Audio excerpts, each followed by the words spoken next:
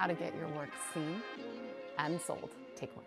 All right, artists, let's get real. There's no magic formula for getting your work seen, and anyone who says otherwise is selling you snake oil. The truth is, getting your work in front of the right people and actually selling it is an art in and of itself.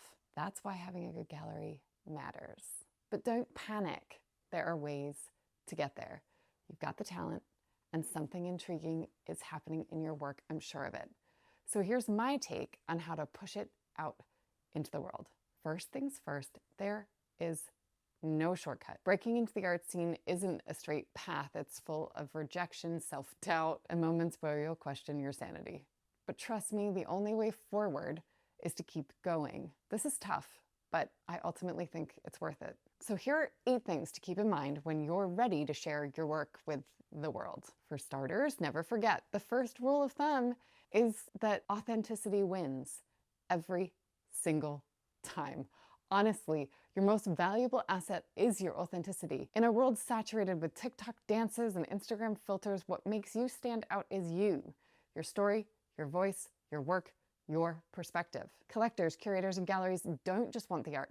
They actually want the artist behind the work. And I know that this is going to frustrate some artists because they'll say the work should be enough, that it should stand on its own 2 feet, it should stand up to scrutiny without the personality of the artist. But I'm afraid that in this day and age, it just doesn't. So you need to be able to tell people who you are. You need to know what drives you and why you make art, and you need to tell people that story. If you can't answer those questions and you can't infuse them into your presentation, then you've got a problem. But if you can, you're ahead of the game. The next big thing is research. Research like it's your job. Because before you approach anyone or you think you found the right gallery, you need to know the whole landscape. Not every gallery is going to be the right fit for your work, and that's okay.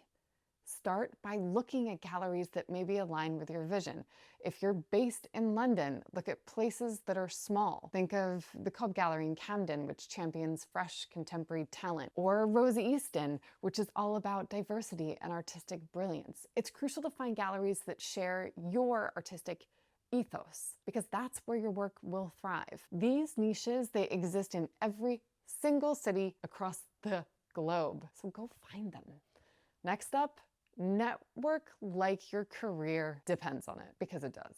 And this part's awkward, I know, but networking is non-negotiable. Attend openings, go to art fairs, talk to people. I don't just mean collectors, I'm talking about everyone. Artists, curators, gallery assistants, installers, the techs. It doesn't matter. Relationships are absolutely everything in the art world, and often the right conversation can open doors that you didn't even know existed. But for the love of art, do not approach a gallery during an art fair. It's tempting, I get it. The gallerist is standing there, they seem approachable, but that gallerist is there to sell the work that they're showing, not recruit new talent. Be respectful of their time, because if it were your work on the walls of the fair, you'd want their full attention on making that sale, not focused on some person pitching new work to them. This is a major no, don't do it. The 4th thing on my list is to leverage social media. Seriously, don't ignore this. Instagram, TikTok, they can be your virtual galleries and potentially your biggest storefronts. I know it can feel like a chore. I know it can feel kind of irrelevant, but it's one of the most powerful tools you have literally in your pocket. So share your process. Talk about your inspirations.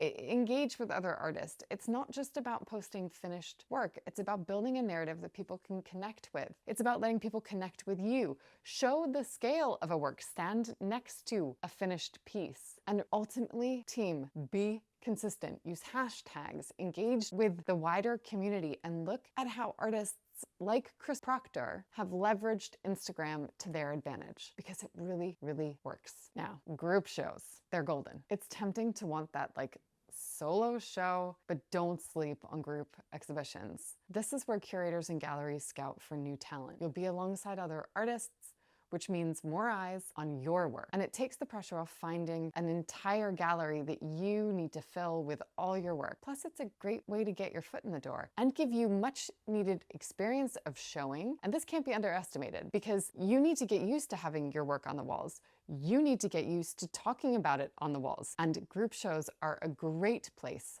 to cut your teeth. Now, you also need to think about residencies and grants, because they are not just about funding. Residencies and grants are a great way to get exposure. Again, galleries and curators, they watch residency programs really closely. Trust me, I do it. So apply to as many as you can. It shows commitment to your practice, and it can offer really life-changing experiences, but it's a numbers game. You've gotta be in it to win it. And the bonus here is that you'll probably meet other artists and curators who can help propel your career forward once you're in those programs. So really, again, do your research, apply, and see where you end up. Nothing is too small. Speaking of which, there is a power in the collective. So if you're not already part of an artist collective or an artist group, consider joining one. There's strength in numbers. Collectives often self-organize shows and share resources, which can lead to opportunities that you might not access on your own. And again, it's a great way to get your work in front of a new audience.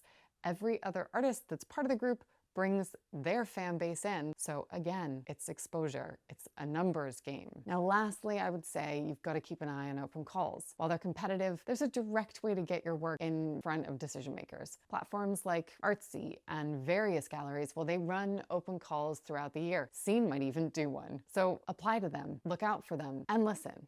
Even if you're not showing or attending major art fairs like Frieze or Art Basel, they're key places where you never know who you might bump into or what you might learn from looking at other artists' work or how it's displayed. All right, I think we've maybe managed to keep that to about 10 minutes, so that's a wrap. Those are my 8 things that I keep in the back of my mind when thinking about how to help an artist get seen. And the reality, ultimately, here, folks, is that getting your work in front of people, it takes more than just talent. It's about building relationships. It's about sharing your story and being persistent. There's going to be rejection, lots of it, but every no kind of gets you closer to that yes.